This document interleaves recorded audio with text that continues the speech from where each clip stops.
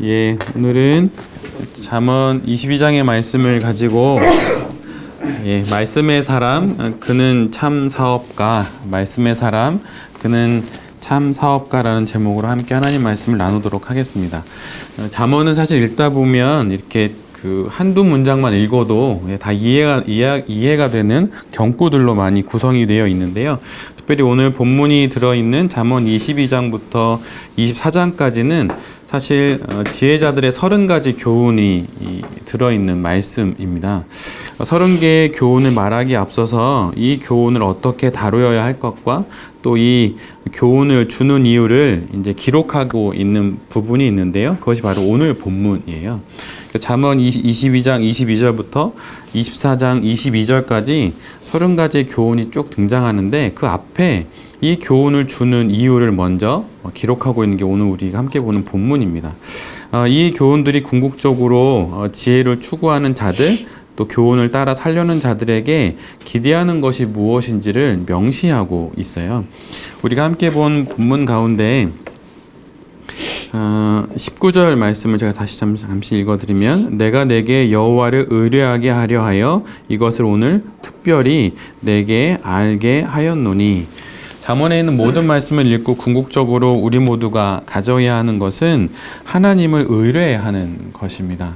사업을 하다 보면 사람보다도 또 예측되지 않는 많은 일들을 앞두고 사람에게 조언을 구해도 큰 도움이 안 될 때가 많이 있을 텐데 오늘 잠언에서는 그 모든 것들을 놓고 하나님께 의뢰해야 한다고 이야기를 합니다. 그러면서 이 지혜들을 잘 마음에 새기라고 이야기를 하죠. 귀를 기울여 지혜의 말씀을 듣고 들었던 지혜의 말씀을 마음에 새기고 마음에 새긴 그 지혜를 영혼 깊은 곳에 간직해야 한다고 말합니다. 그리고 그 영혼으로부터 흘러나온 지혜로 언제든 자신을 교훈하고 나아가서 타인을 사랑의 마음으로 권면하며 세워줘야 한다고 말하고 있습니다. 지혜를 향한 우리의 첫 태도는 여기 앞에서 지혜자가 말한 것처럼 첫 번째로는 지혜의 말씀을 귀 기울여 듣는 거예요. 비록 육체의 귀를 기울여 말씀을 듣지만 그것은 단순히 육체의 귀만을 의미하지는 않습니다. 육체로 대변되는 영혼의 귀도 그렇게 하나님께 기울여야 하는 것이죠. 신앙이 무엇일까요? 다양하게 정의할 수 있지만 신앙이란 절대자를 향한 존재의 기울기라고 말할 수 있습니다. 그러기에 하나님의 말씀을 귀 기울여 듣는다는 것은 절대자이신 하나님을 향한 성도의 존재적인 기울기라고 말할 수 있지요. 사업을 하다 보면 여러 이야기가 많이 있습니다. 이거 한번 해봐라, 저거 해봐라, 뭐 이렇게 하는 게 더 좋겠다, 이 프로젝트 해봐라, 많이 이야기가 있습니다. 목회를 하는 과정에서도 그런 이야기가 많이 있어요. 이거 한번 해봐라, 뭐 저거 해봐라. 그런데 우리가 마땅히 귀를 기울여 들어야 하는 말씀은 하나님의 말씀입니다. 근데 아주 희한하게도 하나님의 말씀에 귀를 기울이면 분별이 되는 것 같아요. 가지 않아야 할 자리는 조금 덜 가게 되고 가야 할 자리는 싫어도 반드시 가게 되는 것 같더라고요. 사업 역시 그러야 하지 않을까요? 우리가 귀 기울여 들어야 하는 말씀, 존재를 기울여서 듣고 또 마음에 새겨야 하는 말씀, 그것은 바로 하나님의 말씀입니다. 근데 지혜자가 그걸 가장 첫 번째로 말하고 있어요. 존재를 기울여서 하나님의 말씀을 들어야 한다. 지혜를 향한 또 우리의 두 번째 태도는 하나님의 말씀을 마음에 두는 것입니다. 세번역 성경과 메시지에서는 이 부분을 이렇게 기록하고 있어요.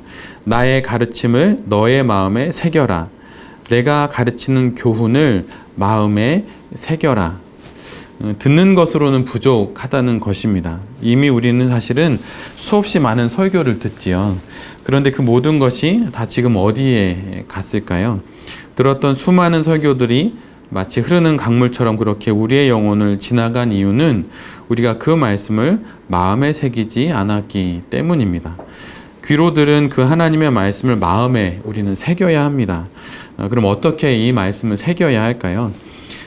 하나님의 말씀을 기록하는 것도 좋은 방법일 수 있을 것 같아요. 이렇게 예를 들면 설교를 듣거나 그럴 때 물론 적지 말라고 하는 목사님도 계신데 다 완전히 무슨 녹취록처럼 적진 않더라도 중요한 말씀이나 은혜가 되는 말씀이 있으면 이렇게 한 문장씩 적거나 그런 것도 좋은 것 같아요.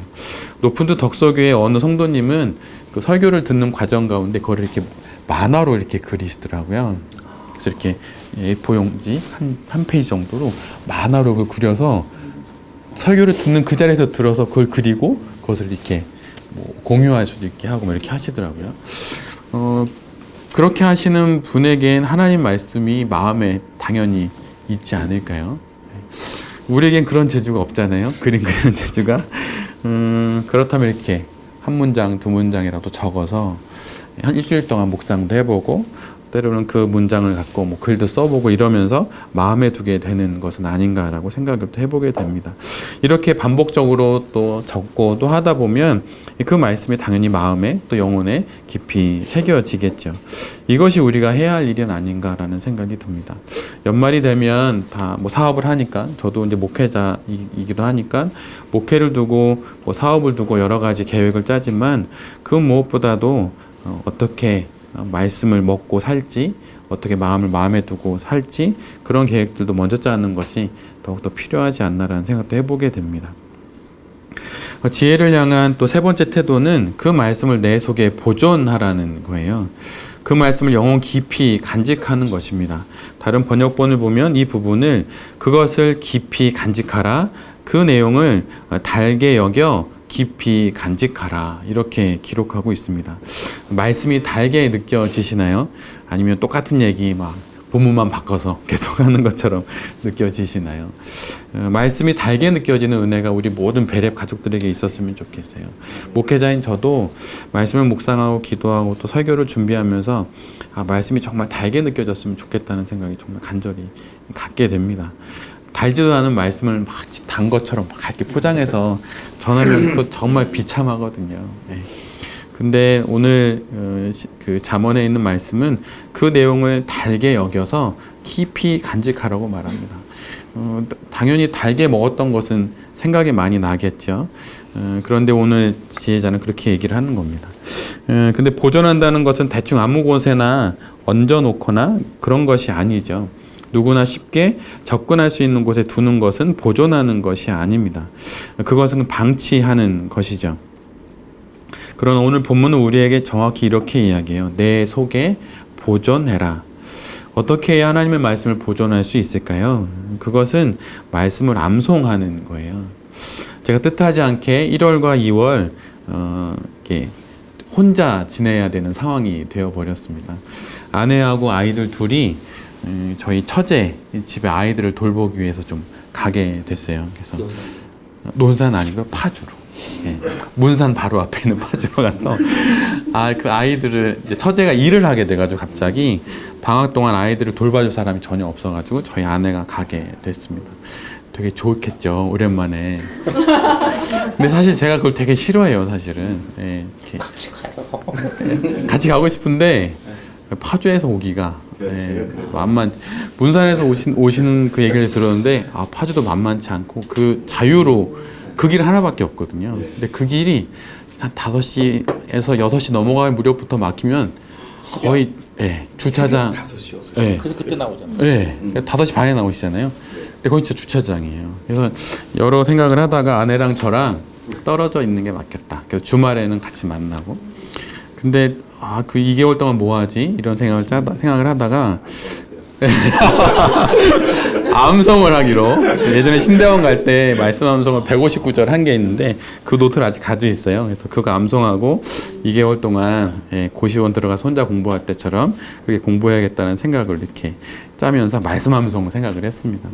암송만큼 좋은 거 없는 것 같아요. 그래서 내 속에 말씀을 보존하는 것, 그게 암송인데, 여러분도 사업을 하시면서 마음속에 말씀 한 구절 있으면 분별도 가능하고 헛된 속임수에 넘어가지도 않고 그럴 수도 있지 않나라는 생각을 해보게 됩니다.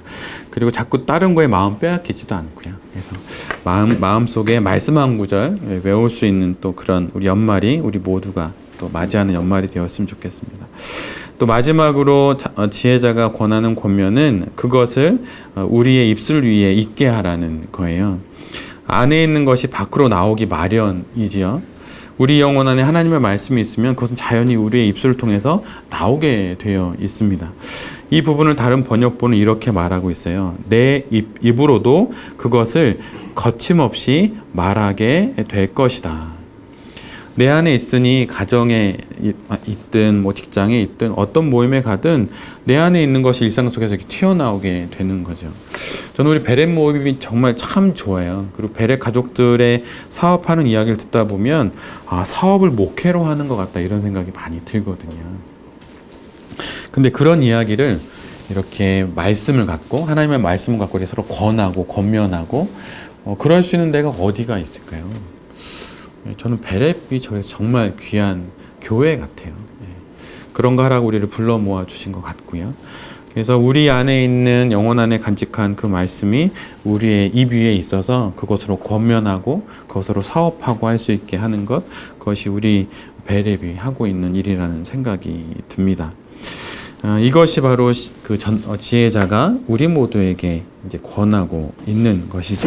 근데 이 모든 것을 통해서 궁극적으로 우리에게 일어나는 일들은 무엇이냐면 오늘 제가 읽어드렸던 아까 그 말씀처럼 이는 내가 주님을 의뢰하며 살도록 하려고 오늘 내가 너에게 특별히 알려주는 것이다. 이렇게 말하고 있어요.